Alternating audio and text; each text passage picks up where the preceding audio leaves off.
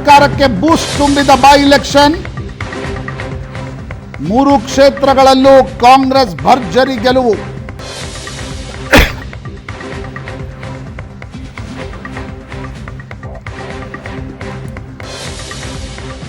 ಶಿಗ್ಗಾಂವಿಯಲ್ಲಿ JDS ಮತ್ತು BJP ಗೆಲ್ಲುತ್ತೆ ಅಂತ P mark ಭವಿಷ್ಯ ನುಡಿದಿತ್ತು. ಪಿ ಮಾರ್ಕ್ನ ಎಕ್ಸಿಟ್ ಪೋಲ್ ಪೂರ್ತಿ ಉಲ್ಟಾ ಪಲ್ಟಾ ಆಗಿದೆ.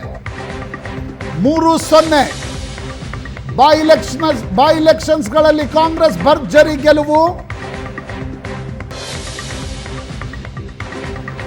ಸಿದ್ದರಾಮಯ್ಯ ಡಿಕೆ ಶಿವಕುಮಾರ್ಗೆ ಬಲ ತುಂಬಿದೆ ಈ ಬೈ ಎಲೆಕ್ಷನ್ ನ ರಿಸಲ್ಟ್.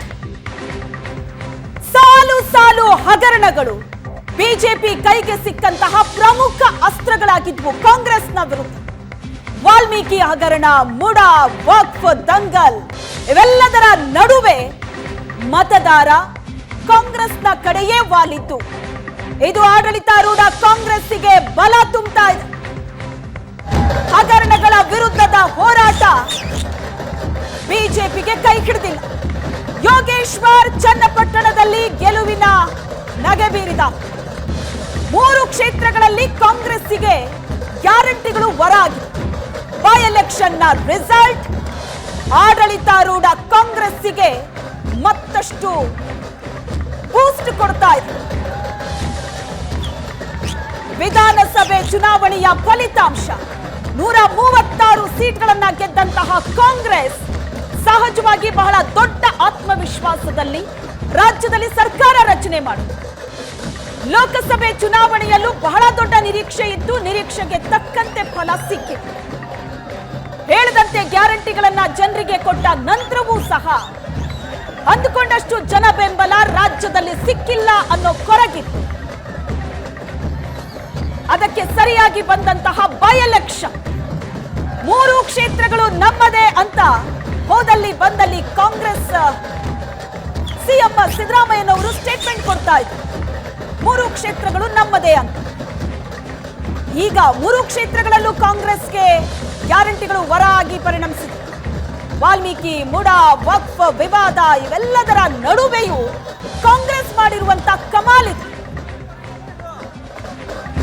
ಇತ್ತೀಚಿನ ತಿಂಗಳಲ್ಲಿ ಕಾಂಗ್ರೆಸ್ಸಿನ ಮೇಲೆ ಕೇಳಿಬಂದಂತಹ ಒಂದೊಂದೇ ಅಪವಾದಗಳು, ಹಗರಣ, ಇದನ್ನ ಬಹಳ ದೊಡ್ಡ ಮಟ್ಟದಲ್ಲಿ ರಾಜ್ಯದ ಜನರ ಮುಂದೆ ಬಿಜೆಪಿ ಬಿಂಬಿಸಿ ಸಾಲು ಸಾಲು ಹೋರಾಟಗಳಾದವು.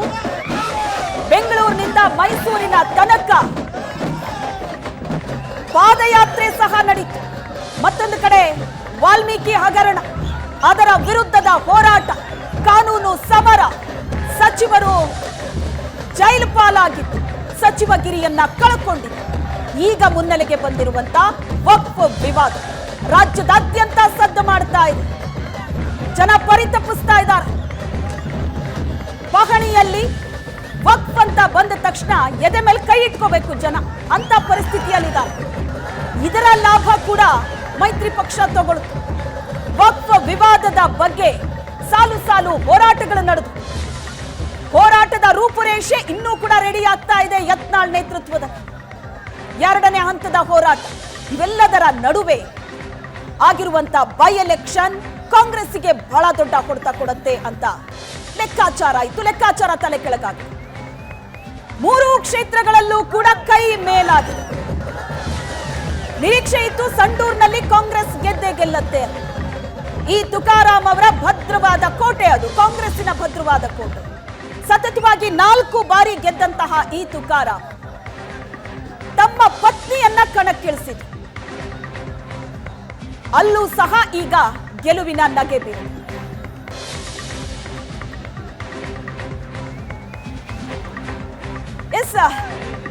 ಬಹಳ ದೊಡ್ಡ ನಿರೀಕ್ಷೆ ಇತ್ತು. 3 ಕ್ಷೇತ್ರಗಳಲ್ಲಿ ನಡೆದಂತ ಬೈ ಎಲೆಕ್ಷನ್. ನಾನು ಒಂದು ರಿಯಾಕ್ಷನ್ ತಗೋಬಿಡ್ತೀನಿ. ಮೊದಲನೇದಾಗಿ ಬಿಜೆಪಿನೇ ಕೇಳೋದಾದ್ರೆ ಇದು ನಿಜವಾಗ್ಲೂ ಅನ್ಎಕ್ಸ್ಪೆಕ್ಟೆಡ್ ಇದು. ಬಟ್ 2 ಕ್ಷೇತ್ರದಲ್ಲಿ ಮೈತ್ರಿ ಆಗಿರೋದ್ರಿಂದ, ಒಂದು ಶಿಗ್ಗಾವಿ, ಇನ್ನೊಂದು ಚನ್ನಪಟ್ಟಣ ಡೆಫಿನೆಟ್ಲಿ ವಿನ್ ಆಗತ್ತೆ ಅಂತ ಒಂದೊಂದ್ಸಲ ಹೇಳ್ತೀವಲ್ಲ, ಈ exit poll it is not a exact poll ಅಂತ. ತೀರಾ ತಲೆ ಕೆಳಗಾಯ್ತು ಅಂತ ಅನ್ನಿಸ್ತಿದ್ಯಾ? ಖಂಡಿತ ಇದು ಶಾಕಿಂಗ್ ಏನೇನೆ. ಯಾಕೆ ಅಂತ ಹೇಳಿದ್ರೆ ನೋಡಿ, 1999ರಿಂದ 2004ವರೆಗೆ ಒಂದು ಅಭೂತಪೂರ್ವವಾದಂತಹ ಸರ್ಕಾರವನ್ನು ಕೊಟ್ಟಿದ್ದಂತಹ ವಾಜಪೇಯಿ ಅವರು 2004ರಲ್ಲಿ ರಿಸಲ್ಟ್ ಬಂದಾಗ ಆಗಿರ್ತಕ್ಕಂಥ ಶಾಕಿಗೆ ಒಂದು ಮಾತು ಹೇಳಿದ್ರು ಅವರು. ಸರ್ಕಾರ ತುಂಬ ಚೆನ್ನಾಗಿ ಕೆಲಸ ಮಾಡಿತ್ತು.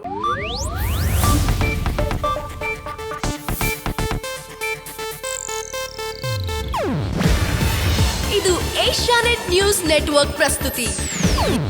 ನೀವು ನೋಡ್ತಿದ್ದೀರಾ ಏಷ್ಯಾನೆಟ್ ಸುವರ್ಣ ನ್ಯೂಸ್.